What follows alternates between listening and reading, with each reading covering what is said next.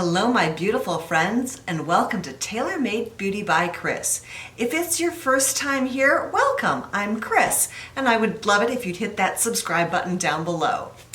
Today, I'm going to give you an update on the first month I did since I decided to have a no-buy year for eyeshadow palettes.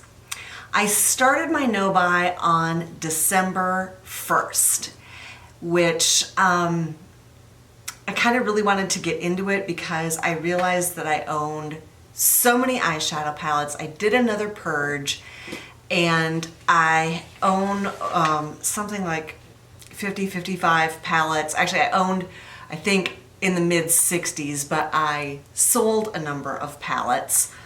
And what I did was I put them in an Excel spreadsheet, used a random number generator, and what I am doing now is a palette a week because I will not repeat a palette for the entire year, which seemed really crazy to me.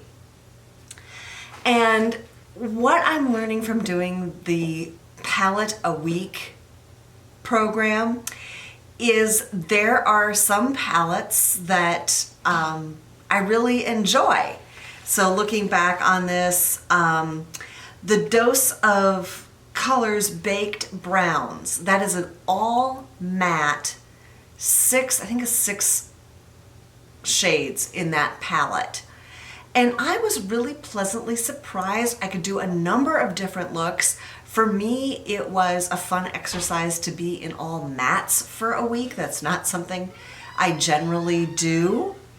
I will say that the Violet Voss, the mini berry palette, I really enjoyed it for like 4 or 5 days, but after that, I was really tired of it. Not to the point like where I wanted to get rid of it, just like I felt like I really exhausted that palette's capability in that amount of time. Another palette that I used was Too Faced Palm Springs, and I have recently seen this at Sephora. When I got it, it wasn't at Sephora yet. And I love the packaging on it. It's super cute, but you know what? After a week in that palette, I'm like, I am ready to say goodbye to this palette. I don't want to see this palette again. So I'm putting it up for sale, which is another really good byproduct of this palette of a week and no buy exercise.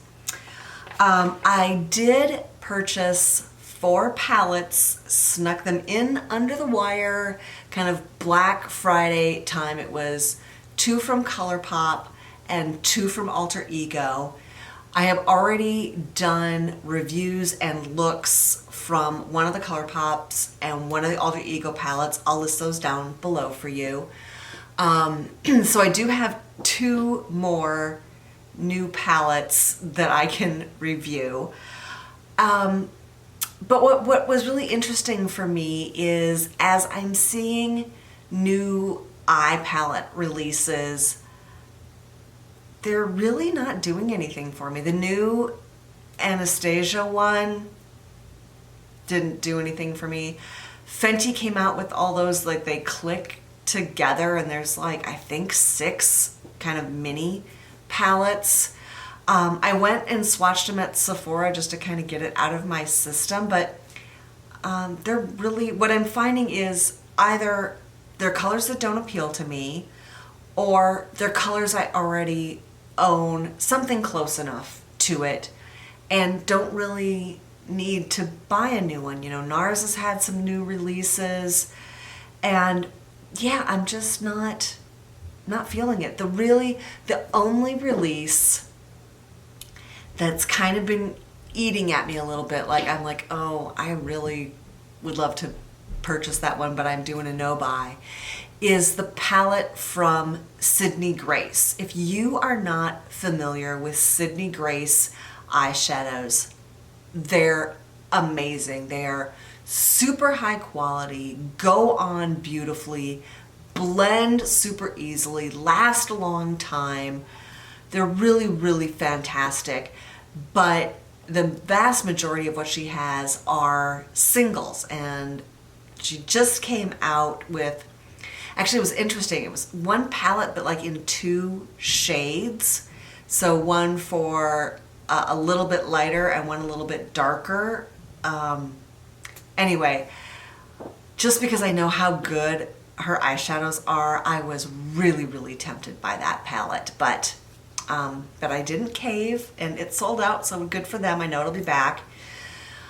What's been interesting for me is how this has trickled over into other parts of my makeup. So it was not my intention to have a no-buy makeup year, but my mindset is kind of coming around to that. I look at like all my blushes, and I've started using just one blush. I use it as much as I can, unless it's just kind of a peachy light shade.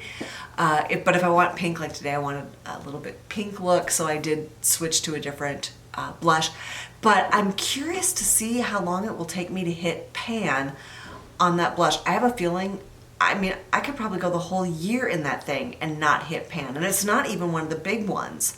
It was interesting to look at the ounces on it. It's one of the Lorac blushes, and it's like half the volume of one of the Tom Ford blushes or the Charlotte Tilbury blushes. So it's like a huge one. Anyway, so it's just this kind of new mindset that I've gotten into since committing to doing a no-buy eyeshadow palette year.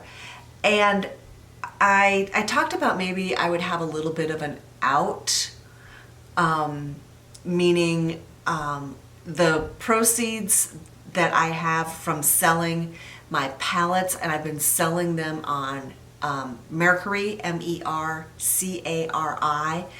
and I've sold like 4 or 5 palettes, and I've made over $100. I think I'm at like 105 or 110.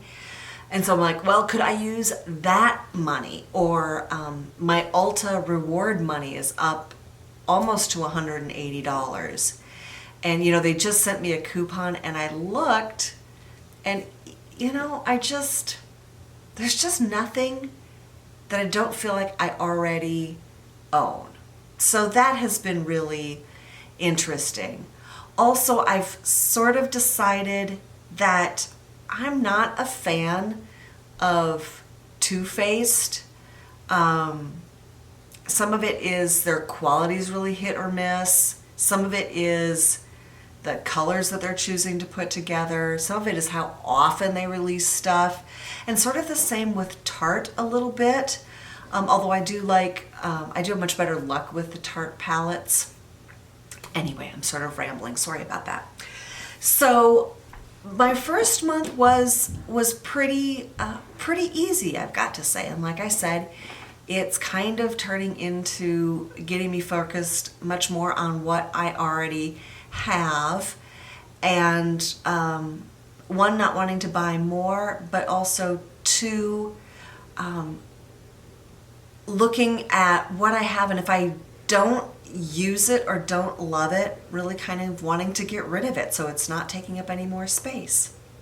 How about you? Are there palettes that you've bought that have been new releases that you're in love with? You can share it with me, and maybe I can live vicariously through you. Or are you also doing a no buy or a low buy, either intentionally or unintentionally? Thank you so much for joining me. I post every Monday and Thursday. A big thank you to my subscribers. If you are not a subscriber and maybe you've watched me a few times, would you please consider subscribing? I am really trying to hit 500 subscribers by the middle of my March, which will be my 1-year anniversary on YouTube. Thanks so much, and have a really fantastic day.